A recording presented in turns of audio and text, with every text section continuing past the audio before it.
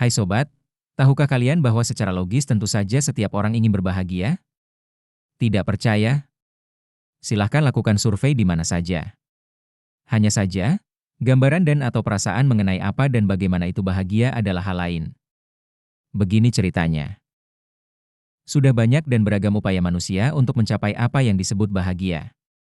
Mereka telah berusaha dengan tekun belajar, memeras keringat, mengumpulkan uang, berteman dengan banyak orang, dan lain sejenisnya. Meskipun demikian, karena berbagai ujian, masalah, dan tantangan yang dihadapi, status kebahagiaan tidak mudah untuk diraih. Sehubungan dengan hal ini, sebagai langkah awal dan umum, sekelompok orang telah meneliti tingkat atau indeks kebahagiaan untuk setiap negara. Di antaranya adalah World Happiness Report, World Database of Happiness, Happy Planet Index, HPI, dan lain sejenisnya. Pada laporan surveinya di tahun 2024, World Happiness Report menyatakan bahwa Finlandia, Denmark, dan Islandia adalah negara-negara yang paling berbahagia di dunia ini. Sementara itu, Indonesia menempati urutan 80. Pada laporan ini, indeks rata-rata kebahagiaan di dunia adalah 55, pada skala 0 hingga 10. Pada surveinya, setiap negara diperlakukan sebagai titik data hingga negara yang berpopulasi kecil memiliki dampak yang sama dengan negara yang berpopulasi besar terhadap rata-rata globalnya. Akibatnya, negara yang berpopulasi lebih kecil cenderung lebih bahagia daripada yang lebih besar. Dari nilai-nilai indeksnya, jika diperhatikan, nampak bahwa negara yang berpendapatan, GDP, lebih besar cenderung lebih berbahagia. Meskipun demikian, memang terdapat beberapa anomali. Hal ini dibuktikan dengan kenyataan lain bahwa Indonesia berhasil menempati posisi kedua sebagai negara paling bahagia di dunia menurut Great Power Index 2024, dan menempati peringkat pertama dalam Global Flourishing Study menurut jurnal Nature Mental Health pada tahun 2025. Kenyataan ini mengindikasikan bahwa para responden memiliki makna yang berbeda mengenai apa itu bahagia. Dan, hal ini bersifat dinamis dan tidak selalu berkorelasi positif dengan aspek ekonomi atau pendapatan. Sehubungan dengan hal ini, maka secara teoritis, arti, makna, atau definisi mengenai bahagia atau kebahagiaan dapat dibuat berdasarkan pandangan berapa aspek.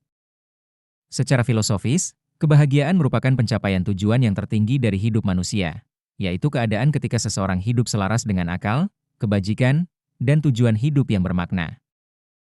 Secara ekonomis, kebahagiaan dapat mencerminkan atau dipandang sebagai pencapaian tingkat kesejahteraan material, terpenuhinya kebutuhan dasar, serta akses pada sumber daya ekonomi. Oleh karena itu, di ekonomi modern, kebahagiaan sering diukur melalui subjective well-being atau indeks kebahagiaan nasional, seperti Gross National Happiness. Secara politis, kebahagiaan dapat dipandang sebagai tingkat pencapaian hak warga negara yang terjamin oleh negara melalui keadilan sosial, keamanan, kebebasan, dan kebijakan publik yang berpihak pada kesejahteraan rakyat. Secara hedonistik, kebahagiaan adalah pencapaian kenikmatan sebesar-besarnya dan penghindaran rasa sakit. Semakin banyak kesenangan dan kenikmatan hidup yang dirasakan, semakin bahagia seseorang. Secara psikologis, kebahagiaan adalah kondisi emosional positif yang ditandai dengan rasa puas, senang, damai, dan penuh makna. Psikologi positif melihat kebahagiaan sebagai keseimbangan antara emosi positif, keterlibatan, engagement, dan pencapaian, achievement.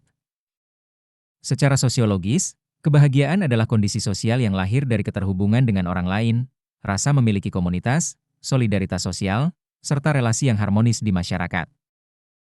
Secara spiritual, kebahagiaan adalah kedamaian batin yang muncul dari kesadaran, penerimaan diri, dan keterhubungan dengan sesuatu yang lebih tinggi daripada diri manusia, misalnya Tuhan, alam semesta, atau kebenaran universal.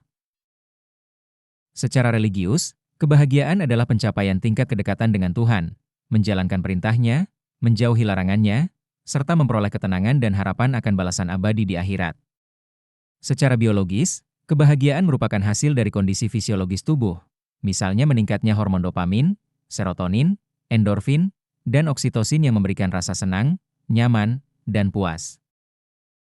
Secara budaya, makna kebahagiaan berbeda di setiap masyarakat.